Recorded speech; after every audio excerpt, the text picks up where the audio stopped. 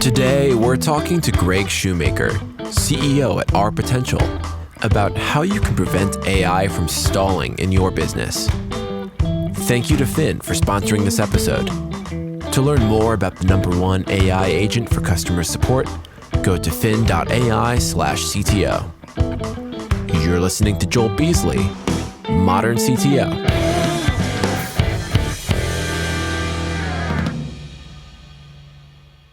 Let's just start at the top. Like, r.Potential is something new. Tell me exactly what it is. Well, maybe it's helpful to tell just a little bit of context, beforehand, because it's not a typical startup. I've done a lot of startups, and this is the strangest one I've ever done. So I was the head of operations at a company called the Adecco Group, headquartered in Switzerland. World's biggest workforce management company, puts 2 million people a day to work, any industry, all over the world. Not thinking about AI at all, right? A few years ago, though, of course, everyone now starts thinking about AI as, it comes onto the scene. And my job was to work with sort of the biggest companies in the world to manage their workforces. And so the topic started coming up. Hey, what are we going to do about this? What's happening? Are robots taking over? Is AI going to take over? What does it mean for human workers? And of course, nobody had any answers to that.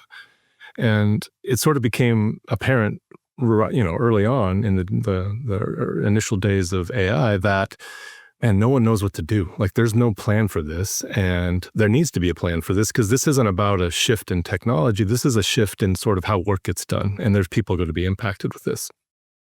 And so long story short is, I think a few themes sort of emerged through those conversations that we were having with these businesses. And this is a lot of context, but I think it's important. And one of those themes was legacy. So leaders started thinking, hey, we might be the last generation of leaders to, actually manage workforces that are human only. And what does that actually mean for us, right? Are we going to pit humans versus machines and, hey, may the best one win and take the job, and that's how it's going to work? It kind of feels that way sometimes. Or could we actually use sort of this technology that everyone's selling to us as this, the latest, most profound invention in history, to actually sort of emancipate potential of workers? And so we fell on that side. We said, hey, let's go build a company around that option. Let's go figure out how we use this technology to actually make humans sort of better, if you can, or at least unleash what, each one of us has inside of us. So we started a company, we called it r.Potential. And it's really about how do you build these human and machine relationships, much more as AI being a coworker versus a tool. And that may sound hokey, but the reason why we say coworker, it's not because we want to personify AI. It's because we want to hold AI to a level of accountability like you do your coworkers. AI should be tested, it should be trained, it should be onboarded, it should be transparent, it should be held accountable. You should be able to fire it if it's not doing its job. But most importantly, it needs to be built purposely to support, the humans, a very specific human in the workplace. And I'll just stop with one last sentence is, so we're building our first, what we call digital worker.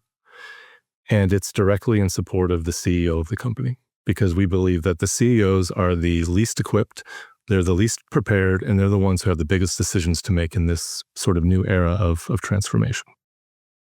Got to be careful if you're going to fire some of those GPTs. Did you see what they were doing, holding blackmail and their data hostage and all that? Exactly. That's right. But that's exactly some wild stuff. It is. Yeah. So anyway, probably more than you're looking for. It wasn't a great elevator pitch, but it's unique because we started sort of with demand in hand, which I've never done as a startup. Usually you have a great idea, you go solve a problem, and then you have to go look for use cases in demand. We started with the top companies in the world saying, help us solve this problem. And we had to work backwards to say, well, how are we going to go do that? And so we've been doing this, sort of in collaboration with the leaders that we're actually building, a solution for, which again is a dream come true as a startup. And so you've talked with these companies. You're a spin out of Adecco. Is that correct? That's correct. Yeah, and Salesforce has made a joint investment in it as well. Okay, and you guys are going to be at the Dreamforce, right? We're going to be at Dreamforce. Yeah, that's going to be kind of our coming out, I guess. Yeah. Yeah. So you guys got to buy your Dreamforce tickets. So you can go out there and see it. Yeah, that's right. I love it. Yeah. So coworker versus a tool. I like that. And you know what? To be honest with you, when you said it was hokey, I was like, I could see how some people would think so. But for me, not so much because, if you were to live in my house with me, Greg, you would think that Grok is like the third wheel in the relationship with me and my wife, the way we talk about Grok, Hey. Because we're just, TMI. Grok has become this part of our relationship. It's weird. And I thought it was strange how this happened, but it's so useful and it's so accessible. It very much is like, hey, we should talk to Grok about that, and we should just see what's going on. Yeah. That's I think weird. it's being normalized, right? And you think about, generations beneath us, it's just going to be just like iPhone was and the internet was for, those native generations. It's going to be just a companion with them. And the train's left the station, right? I mean, we can argue all we want about, is AI peaked and is there a bubble, whatever. That all may be true, but we're not going back to a world, before this. So we're here. There was a gray area about 2 years ago or so when there weren't very many open models, and I was concerned that some governments might get regulation. Look at me, what an idiot. I was concerned governments would move fast. Right. Yeah. They don't. Well, hopefully you didn't bet a lot of money on that one. I did not. No. That's good. And so $0. But yeah, my initial human reaction was like, oh no, we better, get, save these models on our computers, make sure that they're available and stuff. And then Facebook actually was a big proponent of making some of these models open and available. But once they're out there, the genie is out of the bottle. Once you have at least one of these models out there, you can use that model to help you make better future models. And that has just since taken off. It's just been incredible what's happened in the past 2 years. Yeah. And again, the amount of investment that's going into this and the amount of resources dedicated to this, and, every company is going through some form of transformation. And so, there's no going backwards. It'll be a rocky sort of path, but there's no going backwards. There's no going backwards. Our producer, Josh, I'm putting you on the spot here. Correct me if I'm wrong, but I believe Josh talks to AI more than he talks to me. Actually, yeah. That's kind of true these days. Yeah. Yep. Yeah, AI is more of a coworker to Josh than I am, which is crazy. Which one's nicer, Josh? Oh no. Audience, if you're hearing this right now, no, I'd say they're the same. Come on. The same. I don't know. Fair enough. Yeah. We should make it more entertaining. You should be like, definitely Claude. Claude's way nicer. If we're getting into specific models, sure, Claude. Yeah. No. Okay, so let's talk about this AI promise versus reality. You're seeing companies adopt AI all the time. Are we getting the promise or not? We're not. I mean, let's be blunt. I think the latest study that came out, I saw it yesterday, I don't know when it came out, was from MIT. I think it's 5% of, enterprise AI projects are actually delivering a return. But you pick your survey, pick your study, they all say no. Just not happening right now. And I think it's for a couple of reasons, right? I mean, it's kind of what we talked about a few minutes ago. Look, AI is being hyped. It's being pitched to us as, the greatest invention of all time, but it's being sold to us as a low-cost alternative to human labor. So there's this sort of big disconnect in terms of the promise and then how we're supposed to actually, put it into the business. So, and I would say that the go-to-market strategy for AI right now, if I had to say there's a collective term, is fear. Right? There's this fear of missing out. There's this fear of becoming obsolete. There's a fear of, dystopian futures. There's fears of bubble, et cetera. But nonetheless, it's fear. I think that fear is creating a frenzy, for leaders, right? Everyone knows they have to do something, even if they don't know what to do. And so I think in this frenzy, I think people are just, sort of reacting. We got to do something. But what's happening is we're overestimating sort of the power of AI automation, because we're underestimating sort of the complexity of the organization, the need for coordination. We assume that, hey, we're going to adopt AI like software and the magic's going to happen. And the reality is that's just not the case. So what's the solution? What do we do? I don't know what the solution is, but I'll say this. I think everyone is jumping to the easy part of the conversation. And at least from an enterprise perspective, there is no easy conversation. I think everyone wants to say, look, what tasks can we automate and who can we get rid of in the organization to save money? Because let's be honest, there's a lot of pressure right now for companies to deliver an ROI on AI investments. And if it's not clear how to do that through growth or through new products or through new markets or whatever, then what is clear is to say, look, I can take costs out over here because I'm increasing my, investments in AI. Yeah, I've never been a huge fan of that as a business owner. You're a startup guy. I'm a startup guy. I've always over-indexed on new revenue, like new money in the door versus trying to cut costs. I'm with you. Yeah. But you're seeing it. I mean, it's happening, right? And it's everywhere.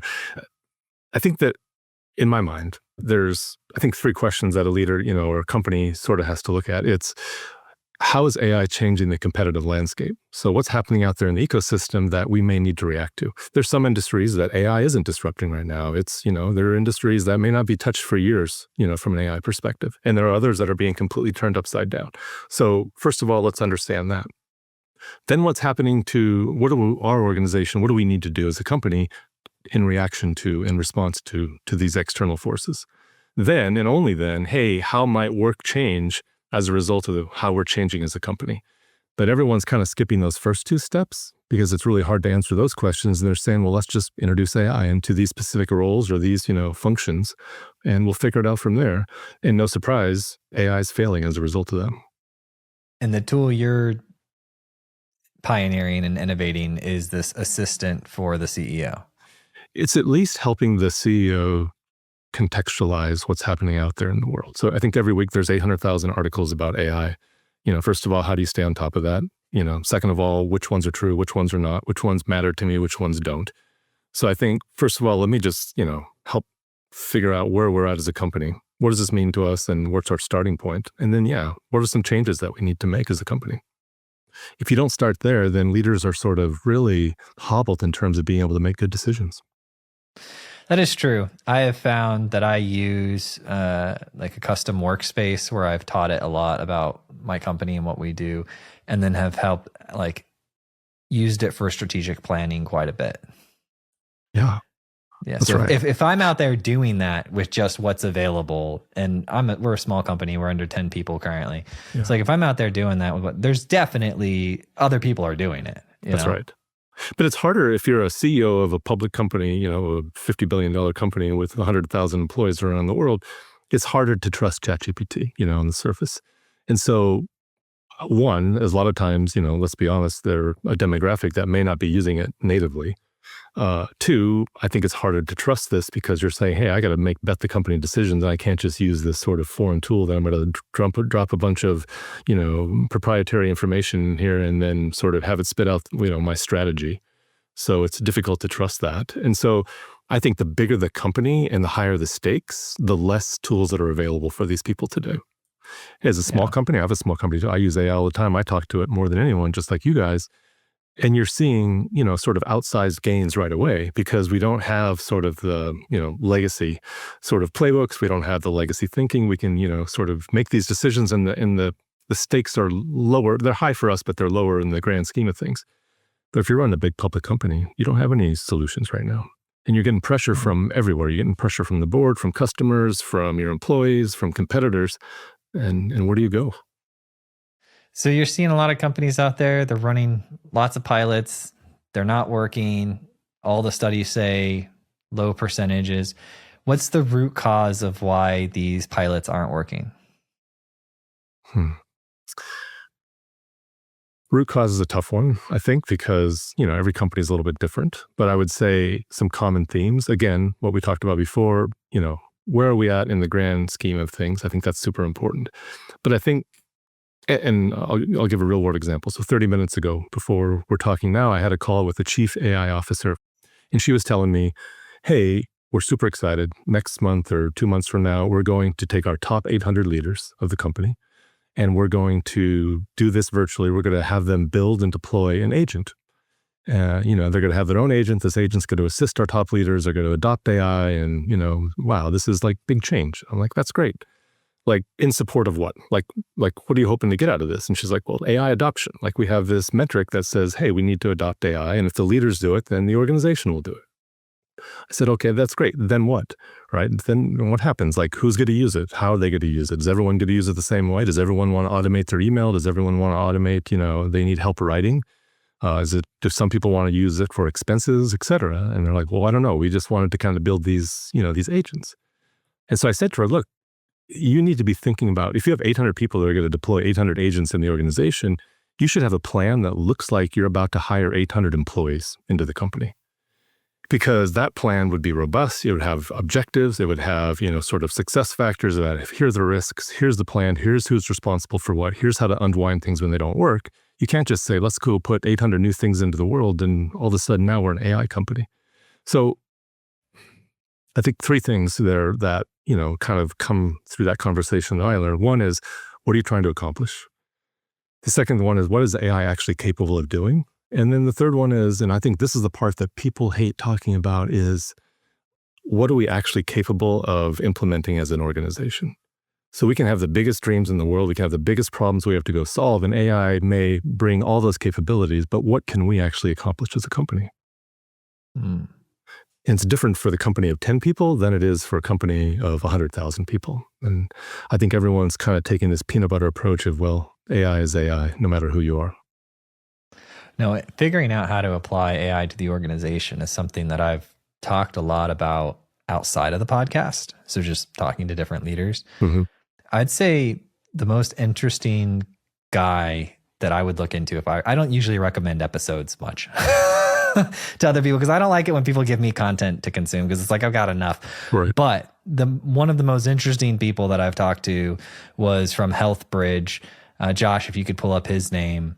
So Rob Duffy. Rob Duffy. Yeah. Okay.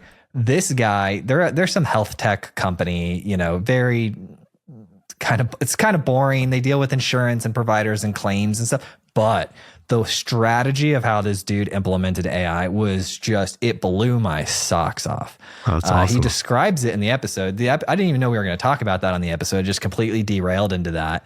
But yeah, we did an episode with him. I think it aired a couple weeks ago. Okay, but I'll check that out. If you like it and you want an introduction to him, after you hear the way he thinks and how he went about doing it, and for context, it's a large organization. I think just in engineering they have like 1,000 people. Okay, but he had this problem. He's got all these engineers. How did he get them to adopt AI? And the way that he solves this problem is just like it was cool. Oh, that's great. Thank you. Yeah. Okay. And I think it actually might be in line with some of the. There's just some notes and tones that I think you would be like, that's cool how we did that. Fantastic. Thanks, man. Okay. Sorry, I got off topic there, but sometimes I'm just talking to you and I'm like, oh, you need to know who Robert Duffy is. Connections, man. You got to learn this. Yeah. Always. Yeah. Okay. So it's not strange to me, the story you just told me about the 800 people. I see this happen all the time. It's amazing how often I'll walk up to people and I'll just be like, so why are you doing that? And they'll just be like, well, because yeah. And it's not bad intentions. That's good intentions. There's a new tool. We want people to be familiar with it. That's great. But it's like, and then what? Then how do you figure out what the next step is, and how do you monitor it, and how do you scale it? And yeah, I'm all for, experimentation. You got to innovate with this stuff. So for sure, but it's got to lead somewhere. Real quick, thank you to Finn for sponsoring this episode. Finn is the #1 AI agent for customer service with a 65% average resolution rate. Finn is built to handle complex multi-step queries like returns, exchanges, and disputes, delivering high-quality, personalized answers just like your best human agent. Finn is trusted by over 5,000 customer service leaders and top AI companies, including Anthropic and Synthesia. Finn works on any help desk. You don't have to overhaul your current system to get the best AI agent for customer service.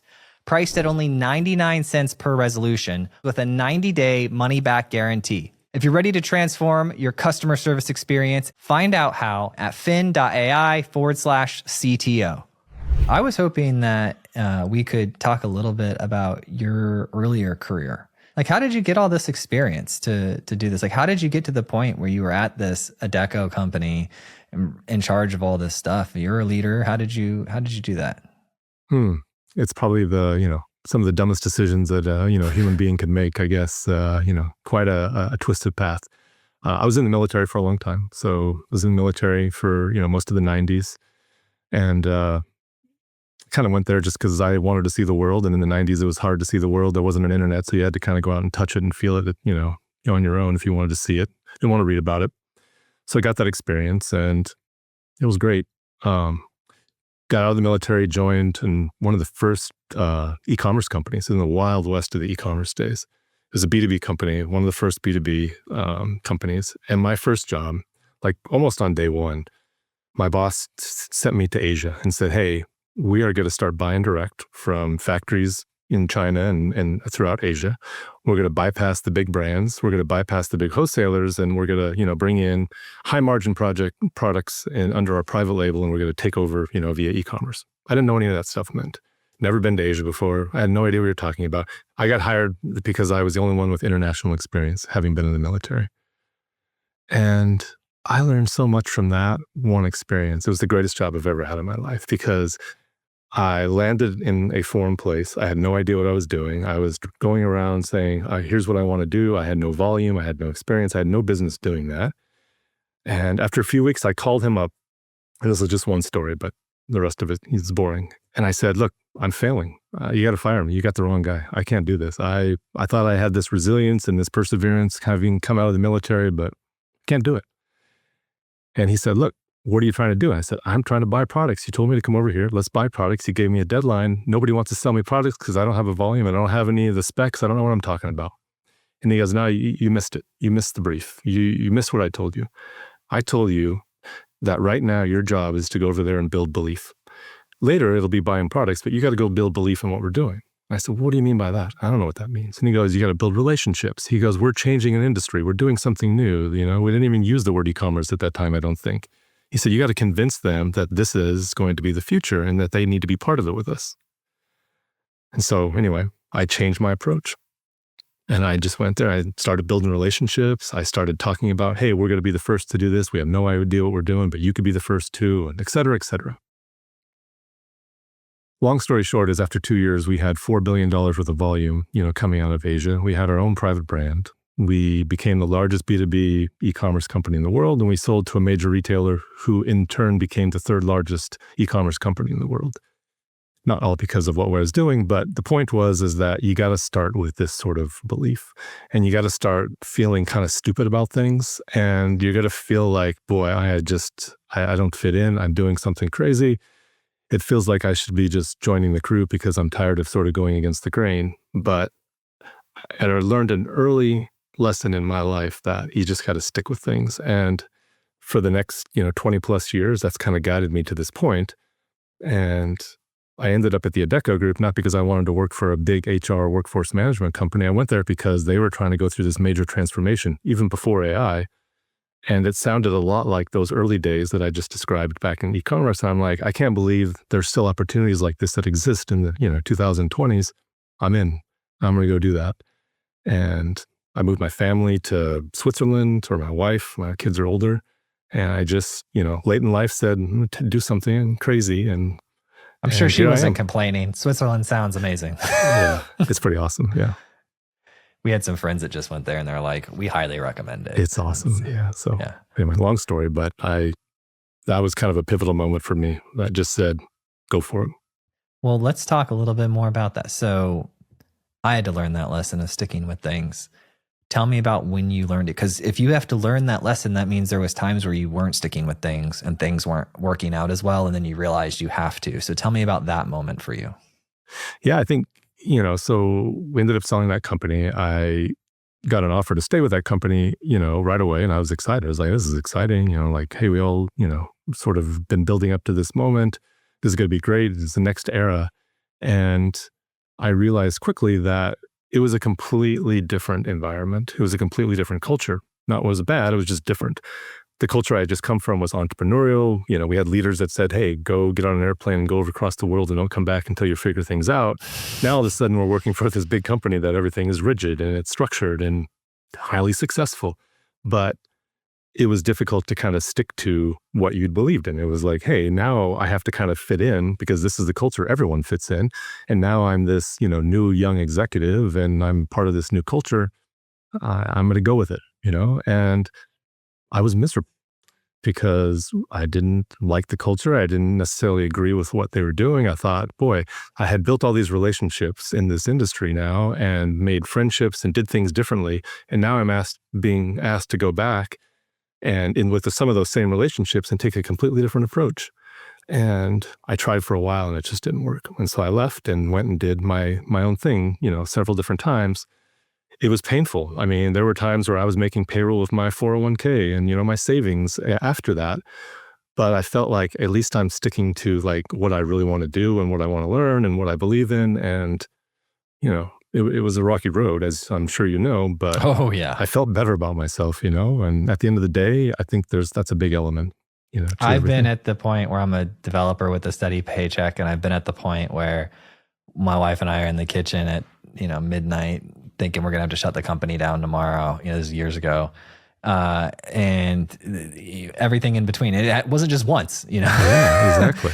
But I would rather be that person out there trying to make it and failing. And I'd rather do that than the self-destruction, the weirdness I feel of like just being comfortable. Like that to me, everyone has their own thing. Yeah, for me, comfort, huge issue. And that made me understand, because I grew up fairly poor, like lower middle class.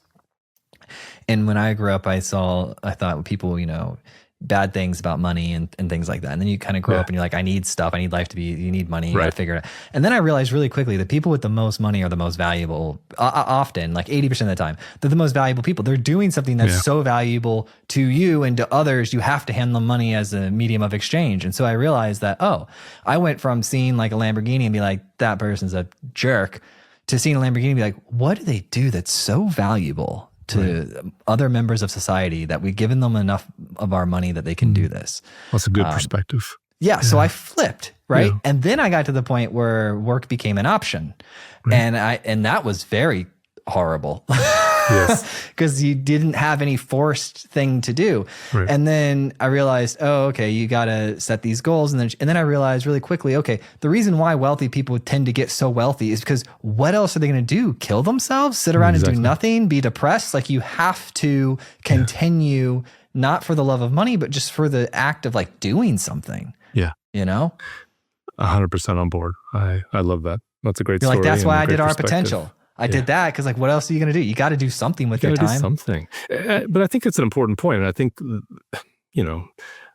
as a society, not to get, again, too fluffy about things, but we're at this crossroads. Like what you just described, work is such a big part of our identity, right? And regardless of which end you decide you fall on, but like, we can't just say, well, great, we're going to automate it all and we're all going to go away and we're all going to go and, collect our UBI and sit on the beach and paint portraits and we're still going to consume all the products that people want us to buy, but we're good. It's like, that's not going to happen. Like, it's such a big piece of us, right? And again, some people love working for a corporate environment. Some people like you and I want to go do, dumb, crazy stuff. It doesn't matter. But so like, I think we really need to think about this now. Like there's a deeper sort of, I don't know, there's a deeper conversation to be had right now versus, simply what can we automate? And absolutely. I think you just embodied that, perfectly.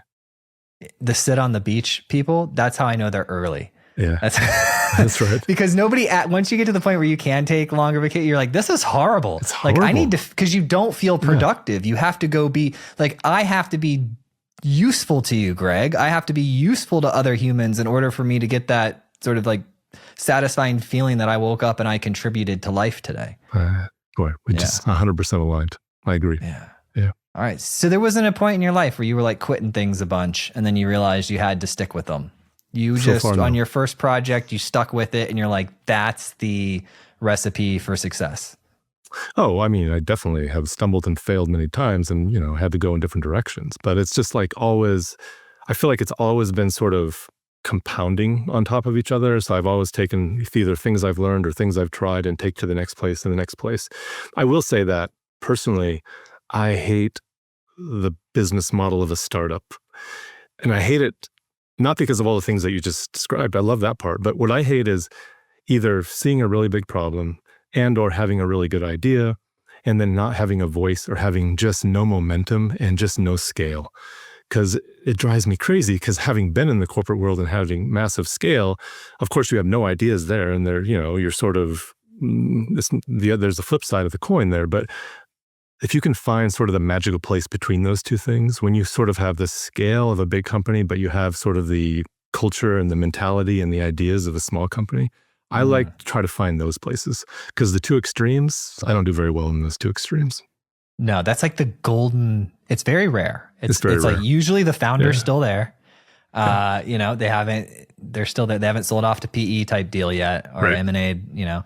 Yeah, that's why, like, I'd say 80% of my portfolio is companies where the founders are still there, or still very much a part of it. Yeah, you need that fire.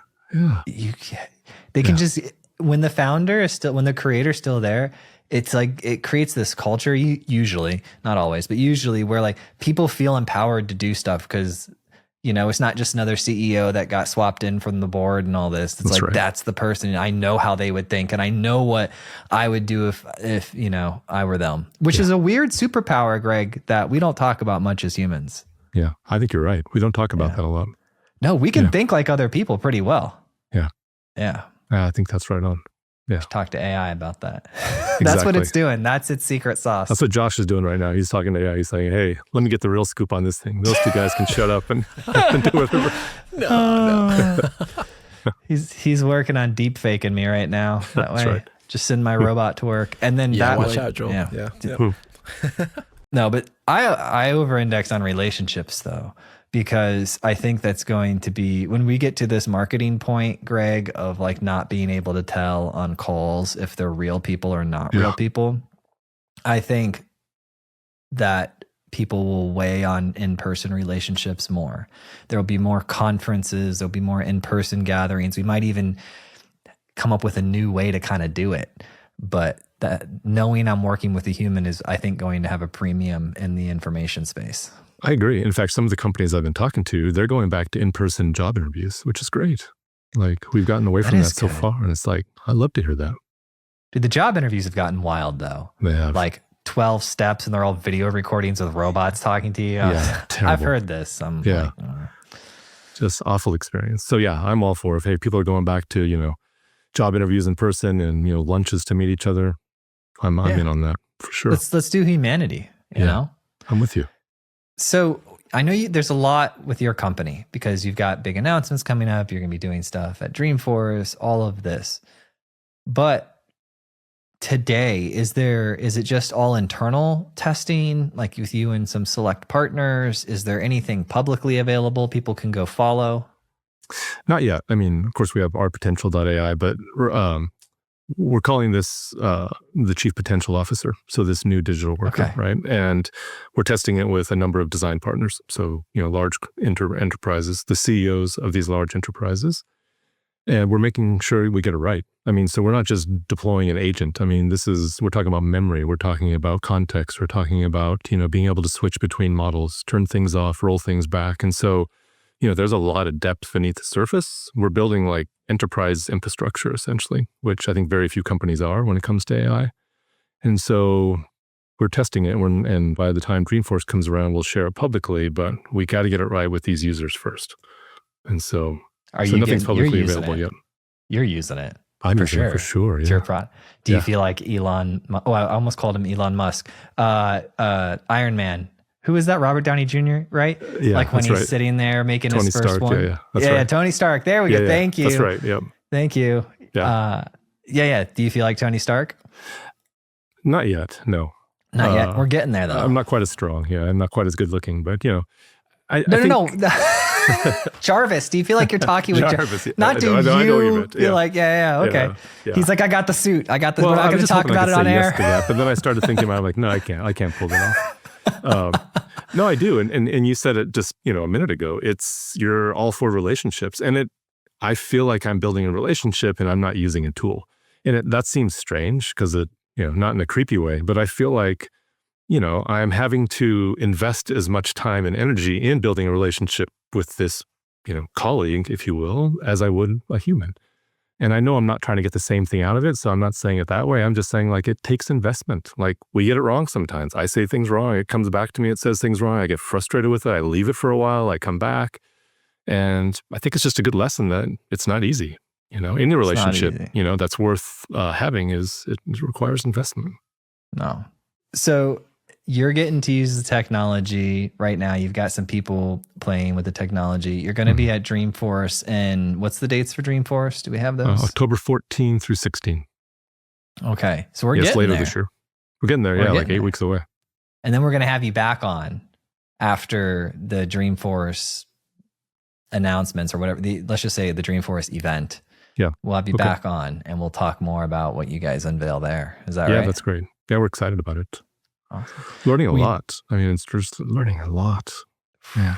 It's just to see people that, it's interesting to see how these leaders think. And I don't want to say desperate, although that's probably the right word, but I'll be polite to them and say they are super vulnerable right now. We're talking about the leaders of the biggest companies in the world. Some of them on the other side of their job are deploying like the top AI tools in the world. But on the other side of them, they have no idea what to do with their workforce right now. I mean, they are lost. And it's just interesting to see these powerhouse people vulnerable and don't know what to do. I've never seen that in my career. You normally see a CEO of a major company and they got it together and they got an entourage and they're, even if they're on script, boy, you're just okay, impressive. And these, men and women are now more and more just, they feel lost. They know the stakes are so high in the decisions that they're making for the future of their companies, and they don't know where to turn. Well, it's because it's unprecedented, the environment and the variables that we have right now. Yeah. To think through these things, you need augmented intelligence. You need something more than just our meat computers have very specific limitations. We forget at the rate of 1 bit per neuron per second. We have these very specific organic limitations, and we need our silicon friends to help us augment those because, we can't expect to make these decisions and to think through these. You need a mile deep in psychology. You need a mile deep in ethics. You need a mile deep in all of these areas. And humans tend to be really, really good at really good at a small number of things, but you need to be really good at a large number of things in order to make these decisions and to see all the angles. So vulnerability almost blurs with self-awareness of our own limitations, right?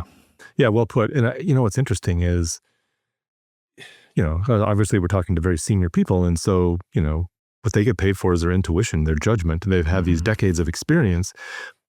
What's interesting now for all of us, regardless of age and generation, is how much of that do you trust and how much of that do you kind of set aside because everything is so new. And I think everyone's going through that individually, but then collectively as organizations are saying, well, how much do we rely on our old playbook because it's been so successful and how much of it is completely out of date and we have to reinvent everything. And there's no science to that. That is pure art and it just requires a lot of thinking and a lot of questions.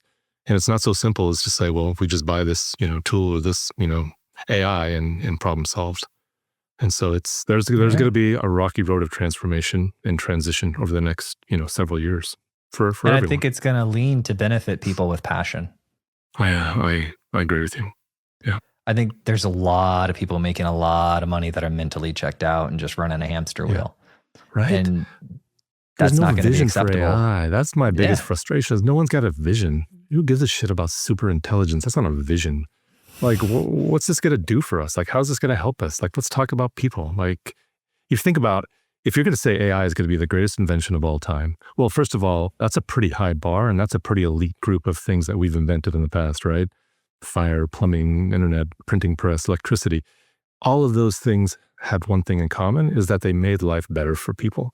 What's AI's role going to be to make life better for people? No one's talked about that yet. Let's hear that story. I want to hear that vision, not super intelligence. Well, yeah. And I think you're exactly on track. I mean, historically, that's what technology has done. It's made life better for people. I think it'll happen faster than it's ever happened before. When I think of it, when you say vision, I think about let's say a 53-year-old male who's got Down syndrome, who's living off of Social Security only at a care facility that's a 1-star care facility, with people who just want to go drink at 5 o'clock and are checking it in, but they're disabled. My son has Down syndrome. So I think about the future and what type of future he might live in. And one of the things I think about is that there will be a higher it'll make life beautiful. There'll be a higher quality of care available to everybody, Right. and not, just a certain, it'll be available to everybody. And so that's one of the imaginations that I have for the future is these jobs that are run by humans today, where they're kind of like mentally checked out and they're doing it with low quality and they don't care and there's high turnover. I think the AI is going to help a lot with that, and it'll just give a higher quality of experience to the people who care, who are trying. Yeah. I hope you're right. And I want to do or who everything I can't can help to make you right. themselves. Yeah, exactly. Yeah. Like how many stories like that are there? And like, let's go make those reality. Like, I don't know. I just feel like we're talking about, I'm in San Francisco, so all the bus stops say never hire a human again. Like, get out of here with that stuff. Yeah. It's like, let's go tell that story that you just told, let's go build something for that. And there's just not enough of those stories right now. Yeah. And I think we'll see a lot more. I mean, I see them from time to time because of the show. And we've been doing it with, software and hardware. Like there's a lot, like if you go spend a day tracking down the improvements in elderly care, my goodness, it's amazing. They'll have the AIs watch them, check their medication schedules, early detection of falls, all sorts of amazing things. And it's like dirt cheap. Right. Because it's just some microchips and a camera sensor and then some AI monitoring the video. Or just imagine, not being lonely anymore. Like, my mom lives alone. My dad died a few years ago, and like, she wants someone to talk to all day long. And here's something that may listen to her forever. And she can talk about whatever, whenever, however much she wants to, and has companionship. Like, there's like, how many people, feel that way? So I'm with you. That's absolutely true. Loneliness is a very important thing. And we often, we're so anthropomorphic, and to survive a lot of the things that we do is we imagine other people are exactly like us. It's one of my biggest issues is I always think everybody's as driven as me. Right. And then I'm like, what? Yeah. But that's not the case. There's a huge spectrum. There's everything from people in jail to people who are mentally ill, all the way up through brilliant scientists. And so it's going to make life better for a lot of people. I agree. Yeah. But we have to design it that way. It's not going to happen naturally, or it's just not going to happen magically. I think, not to say that everyone is, who's building AI is bad, but I think, their intentions are, hey, I got to get my product out there like any other technology. I got to make money. I got to get a return. I think it's difficult sometimes for companies when you're in the middle of it, especially out here, as we talked about the Valley in the beginning of the conversation, to just kind of stop and think about those stories that you're telling in sort of the chaos of the battle of, hey, we got to rise to the top. And so I think people like us, we have to make sure that they're held accountable, and we have to give them sort of the opportunities for them to apply their technology to these type of use cases versus the alternatives. But those two things aren't going to collide on their own. We have to make them collide, I think. Yeah. And we also have to accept there's always going to be a spectrum. Exactly. There's always going to be like, everything from Luddite to I hate humans. I want everything in my life to be a robot. There's going to be that group. And then all the sane people are going to be somewhere in the middle. Right. Yeah. A middle shrinking, but that's right. We're just trying to figure out how to do it the right way, you know? That's right. So, yeah. Oh, great. I'm with you. That's what the majority of people want. They just want to do things the right way. We want to do things the right way. Just trying to make a better life for themselves and families, each other. Like, that's it. We're simple creatures. We made things, more complex than they should be. But at the end of the day, we're simple creatures. We are. And we do have this amazing limiting function where we really like our existing habits. Like habits, you're a founder and executive. Yeah. How hard is behavior change? It's very hard. Yeah. So the humans have to implement the AI. Like it has to be implemented by them, right? Yeah. And every time I get concerned about waking up tomorrow and this whole thing being, over, I realize that there are still mainframes and stuff online today that have been online for 25 years. And It's like we take time, we get in these habits, we find things that work, we let these things sit. It takes a long time to move these things around. That's right. Yep. Yeah. Yeah. Until all the humans are removed from the equation, it's going to be messy, and it's going to be bumpy, and it's going to be all about change. AI itself is not disruptive. It's going to be, who can actually drive the change. You seem to be pretty optimistic too, right? I am. Yeah, I am. You're long-term optimist? I'm a long-term optimist. That's right. Me too. It's going to be shaky. It's going to be volatile. Things are going to happen. I'm worried. Yeah. Yeah.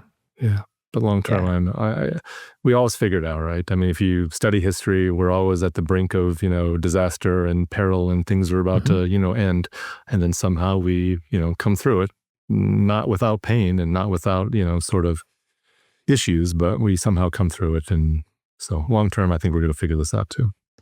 Yeah, I got real deep into it about 2 years ago, and I started studying like money and all of that, and trying to understand how things work, and value and economies. And I came away from that whole deep research with like these very few points, and they are that money is a medium of value of exchange, right? It's a way we exchange value with each other as humans. That's not going to go away. No, we will exchange value with each other as humans. Yeah. What that looks like will change, and it'll be volatile. And, 200 years ago looks entirely different than it looks like today, but humans will still be trading value with each other.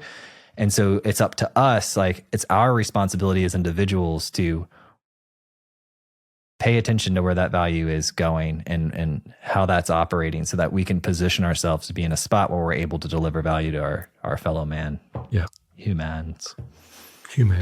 And that's the key. That's the thing, is the way, it's hard to go sit on a beach and do nothing and become mindless, because you want to continue to bring value and add value. That's, it's in our nature, as you say. We got to make sure that we help future generations, feel and believe the same thing. Let's do it. I'm in. We're changing the world here today, Greg. That's right. I feel good. Changed. Well, I'm super excited. It's changed.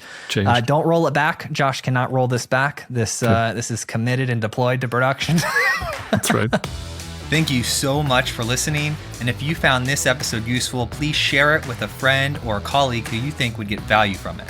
And if you have topics that you'd like to hear discussed on the podcast, either add me on LinkedIn or send me an email, joel@moderncto.io. Every time I get an email or LinkedIn message, it absolutely makes my day and inspires me to keep going.